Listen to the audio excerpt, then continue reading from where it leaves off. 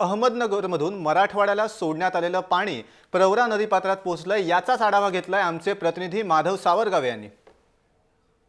दुष्काळग्रस्त मराठवाड्याची तहान भागवण्यासाठी नगर आणि नाशिक जिल्ह्यातून सोडण्यात आलेलं पाणी हळूहळू जायकवाडी धरणाकडे आता पोहोचताना आपण पाहतो आहे। नगर जिल्ह्यात अनेक ठिकाणी हे पाणी मोठ्या प्रमाणात अडवलेलं आहे आणि त्याचमुळे जवळपास 16 तासांनी उशिरा हे पाणी जायकवाडी धरणाच्या बॅकवॉटरमध्ये पोहोचताना आपण बघू शकतोय।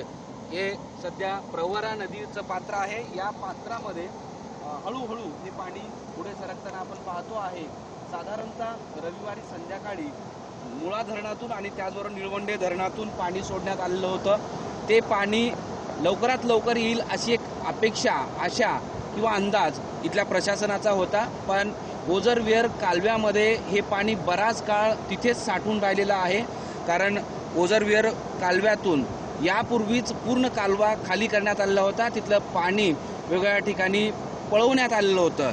आता हे पाणी सोडल्यानंतर बराच काळ ओझरवेअरमध्ये होतं आणि त्यानंतर जवळपास 16 कालवे याच प्रवरा नदीवर आहेत आणि त्या ठिकाणी हे पाणी तिथं आटून चाललेलं आहे। म्हणजे या पाण्याचा जो प्रवाह आहे, जो वेग आहे तो प्रचंड कमी झालेला आहे आणि साधारणतः 16 तासांनी उशिरा हे पाणी आता जायकवाडी धरणाकडे पोहोचताना आपण पाहतोय। जवळपास 12.84 TMC पाणी सोडण्याचे आदेश जलसंपत्ती नियमन प्राधिकरणाने दिले होते आणि त्या सूचनेनुसार गोदावरी मराठवाडा विकास महामंडळानं सुद्धा या संदर्भातली कृती अंमलात आणली होती, पण नगर नाशिक मधून झालेला विरोध आणि मग त्यानंतर येणाऱ्या अडचणीमुळं आणि शिवाय तिथल्या नेत्यांनी कोर्टात धाव घेतल्यामुळं या पाणी सोडण्यासाठी बराच विलंब लागलेला आहे।